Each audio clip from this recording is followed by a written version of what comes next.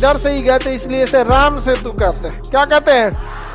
लेकिन मुस्लिम और ईसाई परंपरा के हिसाब से यहाँ से आदम गुजरे थे, इसलिए आदम ब्रिज। कि हमारे देश में ऐसा हो गया कि धार्मिक शिक्षा की ओर वह इंसान गया जो इस शिक्षा की ओर नहीं जा रहा था। तो आप देखिए इससे क्या हो रहा है ना, कि धार्मिक जो चीज हो रही है उसमें सेलेक्टेड लोग नहीं जा पा रहे हैं, बल्कि वो लोग जा रहे हैं जो बड़े लेवल वाले चीजों में नहीं जा पाए किसी कारणवश। या तो इंटेलेक्चुअल उतना तेज नहीं थे पढ़ने में, या तो पैसे नहीं थे, या तो माहौल नहीं थे। और दिक्कत क्या होता है ना, कि हमेशा से भारत में धार्मिक शिक्षा जो है ना, भले वो कमाने में उतना स्रोत नहीं है, लेकिन धार्मिक शिक्षा के पास ना सुपीरियरिटी है। धार्मिक व्यक्ति अपने आप को समझेगा यूपीएससी वाला हो, खुश रहो, अरे यार ओकरा दुख कौन ची है। अब वो डीएमएसपी को भी कहेगा खुश रहो, ओकरा कौन ची का दुख है भाई। नहीं समझे यहाँ पे। तो धार्मिक शिक्षा जो है ना, हम लोग के यहाँ ना बहुत ज्यादा, मतलब कहिए तो धार्मिक शिक्षा भी एक जो उसका भी अगर एक टेस्ट होता ना, जैसे यूपीएससी का कैसे एग्जाम होता है कि सारे ग्रेजुएट डीएम नहीं बन सकते, वैसे ही आप धार्मिक शिक्षा लीजिए। आप मुस्लिम है तो कुरान याद कीजिए, हाफिज बन जाइए, शास्त्र याद करके आप शंकराचार्य। लेकिन फिर जब आप दूसरे को ज्ञान देने आइएगा यहाँ पे, तो वहां एक परीक्षा होता है। मुसलमान का ही लो, दूसरा को मत दो, हिंदू धर्म अपने लो। इससे क्या होगा ना, कि जैसे समाज में पढ़े लिखे तो बहुत हैं, लेकिन उस पढ़े लिखे का मत के एकदम से यूपीएससी बीपीएससी निकाला जाता है, डायरेक्ट नहीं निकाला जाता। उसी तरह अब उसमें भी एक मत के निकाले तो और बढ़िया देश जाएगा। वरना जब देश पढ़े लिखे शास्त्र और ऋषि मुनियों के पास था तो सोने की चिड़िया कहलाता था। कहीं ना कहीं वो ऋषि मुनि अनपढ़ नहीं थे, बहुत ज्यादा पढ़े लिखे थे।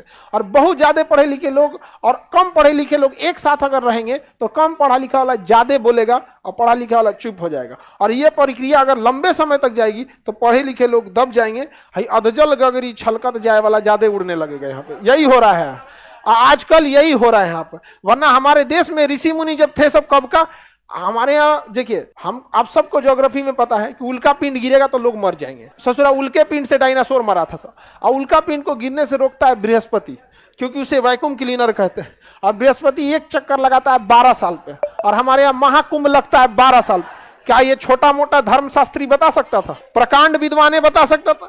तो पहले हमारे यहाँ प्रकांड विद्वान होते थे, एक से एक ऋषि मुनि होते थे। आजकल चलिए तो रामेश्वरम, चलिए ध्यान से समझिए। रामेश्वरम जो है ना, यहाँ पे राम जी के वजह से इसका नाम क्या हो गया? रामेश्वरम।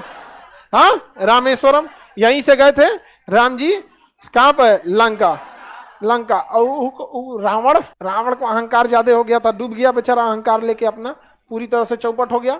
आगे बढ़ते हैं, बाकी रामायण की कहानी आपको पता है। इसी का नाम आदम ब्रिज है। यही पंबन द्वीप पर एक छोटा सा जगह है रामेश्वरम, जहां एपीजे अब्दुल कलाम का जन्म हुआ था। एपीजे अब्दुल कलाम का जन्म भी कहां हुआ था? रामेश्वरम। पंबन द्वीपों का एक समूह है जिसके ऊपर पाक की खाड़ी तथा नीचे मन्नार की खाड़ी या भारत तथा श्रीलंका के बीच अवस्थित है। यह द्वीप जो है कई सुनामी की वजह से कई द्वीप क्षतिग्रस्त हो गए हैं। इसका सबसे प्रमुख भाग रामेश्वरम है, जहां एपीजे अब्दुल कलाम का जन्म स्थल। पौराणिक मतलब मान्यताओं के हिसाब से राम जी इसी रास्ते से क्या हुए थे, गए थे। यह इसके जैव विविधता की दृष्टि से बहुत ही संवेदनशील है। यहाँ का पानी उथला हुआ है, जिस कारण यहाँ से समुद्री जहाजें नहीं जा पाती हैं। सरकार की योजना है कि यहाँ से इसे गहरा करके समुद्री जहाजों को ले जाने के लिए रास्ता बनाया जाए, किंतु यहाँ 2 अड़चन आ रही है। धार्मिक मान्यता के हिसाब से यह राम जी का सेतु था, अतः इस पर एक धार्मिक कारण है। दूसरा, एनजीटी नेशनल ग्रीन ट्रिब्यूनल का भी कहना है कि यहाँ पर डॉल्फिन, व्हेल